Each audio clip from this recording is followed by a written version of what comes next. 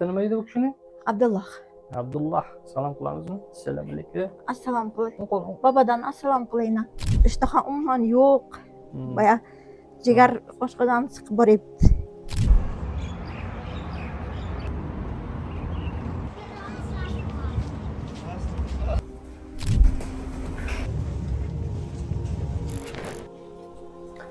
Assalomu alaykum, hurmatli ijtimoiy tarmoq kuzatuvchilari, hurmatli vatandoshlar. Mana bugun Toshkent bolalar milliy markazidamiz. Bemor farzandimiz Abdullohjonni jigar bilan bog'liq muammosi bor ekan. Assalomu alaykum. Yaxshimisiz? Salomatmisiz? Yaxshiman.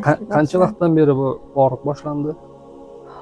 Og'riq boshlanganiga bir 15 kunlar bo'lib qoldi. Undan oldin ham ishtahasi kamayib yurgan bo'lgan, biz endi odatdagi hol deb tushunganmizda. Keyin zardorga kelib tekshirtirganki, ichak shamollagan degan xabar bo'lgan. Asli ichakda emas ekan, gap nimada ekan, jigarda ekan.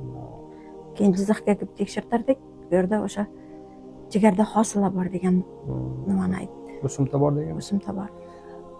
Bu bemor bolamiz Jizzax viloyati Zaribdor tumanidan ekan. Bir muddat oldin amakilar telefon qilib shu yordam masalasida xalqimizdan shu farzandimizni davolanish uchun yordam so'rab berish uchun iltimos qilgandi. Shuning uchun bu shifoxonaga keldik. Abdulloh jigarida 70% o'simta bilan qoplangan ekan. Shu vaqtgacha endi oilasi bilmagan, boshqa qilmagan. Endi yaqinda bu ayon bo'libdi. Hozir aytishlari bo'yicha bu operatsiyani Turkiya davlatining Istanbul shahrida amalga oshirilar ekan va operatsiya narx-navolar juda qimmat ekan. Bu oilani iqtisodiy imkoniyati yetmasligi sababli davolanish uchun xalqimizdan bir iltimos qilib, xayriya tashkil qilish bo'yicha bizdan iltimos qilganda shu munosabat bilan keldik. Operatsiya uchun $80,000 pul mablag'lari kerak bo'lar ekan. Hozirgi kunda bu oilada bunchalik pul topishga imkoniyati yo'q. Shuning uchun sizlardan, hurmatli yurtdoshlar, iltimos qilib so'raymiz. Farzand tarbiya qilish, farzandni o'g'ildek qilib uni o'stirish bu oson emas. Hech kimni, hech bandani boshiga bunaqa ishlar tushmasin. Shuning uchun holatni o'z tanamizda his qilgan holda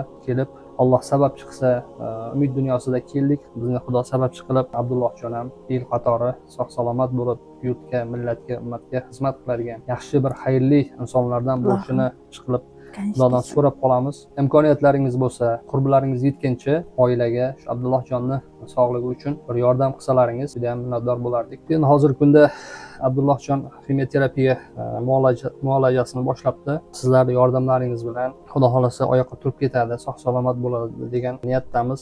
Naqadar imkon qo'llaringizdan kelgancha farzandimiz uchun o'z yordamlaringizni ayamasdan yordam qilishlaringizni so'raymiz.